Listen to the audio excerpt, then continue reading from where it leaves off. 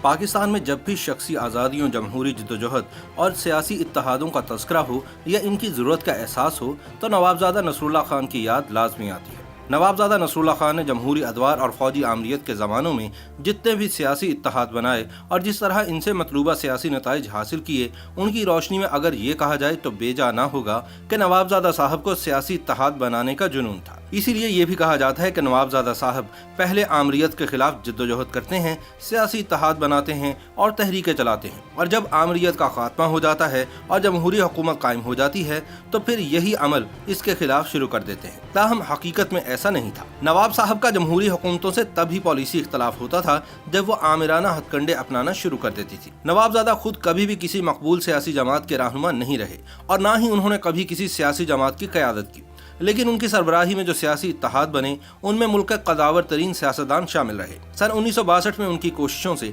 General Ayub Khan के खिलाफ मोहतरमा फातिमा जिन्ना के हक में अपोजिशन का इत्तेहाद नेशनल डेमोक्रेटिक अलायंस वजूद में आया। अयूब खान के खिलाफ उनकी मुसलसल जद्दोजहद ने ही अयूब खान को गोलमेज कॉन्फ्रेंस के इनेकाद पर मजबूर किया। नवाब साहब उस इत्तेहाद के कन्वीनर थे। सन 1970 में नवाब साहब ने पीर पगाड़ा की सरबराही में तमाम अपोजिशन को यकजा कर लिया और सन 1970 के इंतखाबात से कबल 9 जमातों का कौमी इत्तेहाद बनाकर भुट्टो साहब की मकबूल शख्सियत और मुस्तहकम हुकूमत के सामने खम ठोंक कर खड़े हो गए। फिर बहाली जमहूरियत के लिए MRD की बुनियाद रखी और जनरल ज़ियाउल हक को सन 1985 में इंतखाबात करवाने पर मजबूर किया। सन 1988 के इंतखाबात में मोहतरमा बेनज़ीर भुट्टो के वज़ीर आज़म बनने से मुल्क में जमहूरियत आ गई, लेकिन नवाबज़ादा साहब ने इस मरतबा बेनज़ीर भुट्टो की जमहूरी हुकूमत को गिराने के लिए अपोजिशन को इकट्ठा किया और सदर गुलाम इसहाक खान ने बेनज़ीर भुट्टो को घर भिजवा दिया। सन 1990 में नवाज शरीफ इक़्तिदार में आए तो नवाबज़ादा साहब एक मरतबा फिर उनकी हुकूमत के खिलाफ सरगर्म हो गए और पीपल्स पार्टी के साथ मिलकर ऑल पार्टीज कॉन्फ्रेंस की बुनियाद रख दी। और नवाज शरीफ की रुखसती के बाद बेनज़ीर दूसरी मरतबा इक़्तिदार में आई तो उस मरतबा उन्होंने नवाबज़ादा साहब को एक मुतबादिल मसरूफियत के लिए तमाम मराद और इख्तियारात के साथ कश्मीर कमेटी का चेयरमैन बना दिया। बेनज़ीर भुट्टो की हुकूमत रुखसत हुई तो इंतखाबात के नतीजे में नवाज शरीफ वज़ीर आज़म बन गए, लेकिन इस मरतबा भी वह नवाबज़ादा साहब के सियासी इत्तेहाद का निशाना बने। सन 1999 में जब मुशर्रफ ने नवाज शरीफ के हाथों बतौर आर्मी चीफ बरतरफ होने के बाद बगावत करके फौजी हुक्मरान के तौर पर इक़्तिदार संभाला तो नवाबज़ादा साहब ने बेनज़ीर भुट्टो और नवाज शरीफ को एक ही प्लेटफॉर्म पर इकट्ठा करके alliance for restoration of democracy यानी ARD के नाम से बहाली जमहूरियत के लिए इत्तेहाद बनाया। नवाबज़ादा नसरुल्लाह खान ARD के चेयरमैन बन गए और इन्होंने बैक वक्त 2 ओहदे अपने पास रखने पर जनरल मुशर्रफ की जबरदस्त मुखालफत की। मुशर्रफ ने नवाबज़ादा नसरुल्लाह खान को मुज़ाकरात की दावत दी, लेकिन नवाबज़ादा ने इनकी पेशकश मुस्तरद कर दी और ये कहा कि वो इसी सूरत मुज़ाकरात कर सकते हैं अगर जनरल मुशर्रफ वर्दी उतार दे। अफसोस की बात यह है कि तमाम उम्र जमहूरियत के लिए जद्दोजहद करने वाले नवाबज़ादा नसरुल्लाह खान का इंतकाल 26 सितंबर सन 2003 को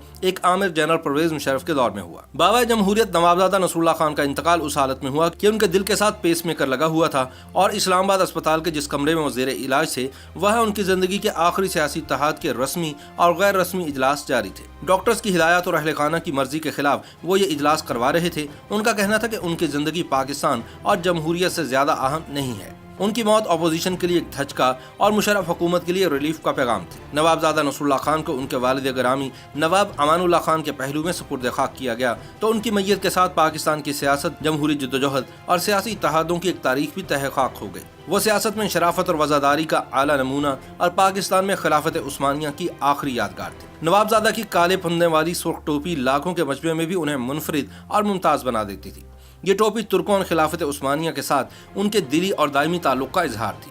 सलीके और एहतमाम से सिली हुई उनकी अचकन और हर चीज़ की वज़ादार और रिवायत पसंद अशराफिया की निशानी थी, जिसके नीचे कलफ लगा शलवार कुर्ता पंजाब के ज़मींदारों की याद दिलाता था। सख्त गर्मी में जब अचकन पहनना मुमकिन न होता तो वह जनूबी पंजाब का मखसूस कंठीदार और पफ शोल्डर वाला सफ़ेद कुर्ता इस्तेमाल करते। उन्हें रंगीन शलवार कमीज के साथ शायद कभी किसी ने न देखा हो। उनका मखसूस हुक्का घर और दफ्तर के अलावा गाड़ी और बहुत सी तकरीबात में भी उनके साथ होता। नवाबज़ादा नसरुल्लाह खान बला के मुकर्रर थे। वो शायर भी थे और अवामी जलसों में सामीन उनकी ज़ुबान से अशार सुनकर बहुत महसूस होते थे। उनका हाफजा भी ज़बरदस्त था।